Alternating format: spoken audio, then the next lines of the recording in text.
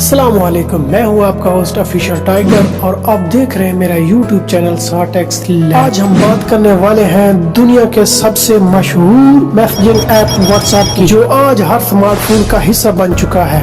لیکن کیا آپ جانتے ہیں اس ایپ کے پیچھے کی کہانی؟ تو چلیے ہم آپ کو واٹس ایپ کا سفر بتاتے ہیں۔ واٹس ایپ کا آئیڈیا 2009 میں جان کیونگ اور برائن ایکٹر نے دیا تھا۔ یہ دونوں پہلے یاہو میں کام کرتے تھے۔ ان کا بیک گراؤنڈ یوکرین امیگرینٹ امریکہ میں غریبی کا سامنا کر چکا تھا۔ انہوں نے یاہو چھوڑ کر فیس بک میں جاب کے لیے اپلائی کیا، لیکن انہیں ریجیکٹ کر دیا گیا۔ ریجیکشن کے بعد انہوں نے واٹس ایپ بنانے کا فیصلہ کیا۔ واٹس ایپ کا پہلا ورژن ایک سمپل سٹیٹس ایپ تھا، لوگ اپنا سٹیٹس اپڈیٹ کرتے تھے۔ لیکن کچھ مہینے ایپ فلاپ رہا۔ پوش نوٹیفیکیشن کا فیوچر ایڈ کیا گیا تو لوگ ریئل ٹائم میسجنگ کرنے لگے۔ یہ فیوچر واٹس ایپ کے لیے ایک ٹرننگ پوائنٹ ثابت ہوا۔ 2010 میں واٹس ایپ اینڈرائیڈ اور آئی فون میں دونوں میں لانچ ہوا۔ ایپ کا سمپل فیس اور ایڈ فری تھا، جو یوزر کو سب سے زیادہ پسند آیا۔ کچھ ہی سال میں واٹس ایپ دنیا کا سب سے پاپولر میسجنگ ایپ بن گیا۔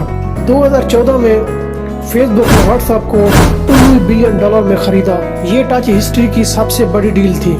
واٹس ایپ نے ٹائم کے ساتھ نیا فیچر انٹروڈیوس کیا، جس میں واٹس ایپ نے 2015 میں وائس کالنگ، 2016 میں ویڈیو کالنگ، 2018 میں گروپ ویڈیو کالنگ اور سٹیکر وغیرہ شامل کیے۔ 2021 میں multi device support. What's app نے ویب اور بزنس ورژن نے اسمال بزنس کے لیے ریولیوشن لا دیا۔ 2021 میں واٹس ایپ کی نیو پرائیویسی پالیسی کنٹروورسی کا شکار ہوئی۔ اس وجہ سے کافی لوگ سگنل اور ٹیلی گرام پر شفٹ کرنے لگے، لیکن واٹس ایپ نے پرائیویسی کنسرنس ایڈریس کر کے اپنی مارکیٹ پوزیشن بنایا۔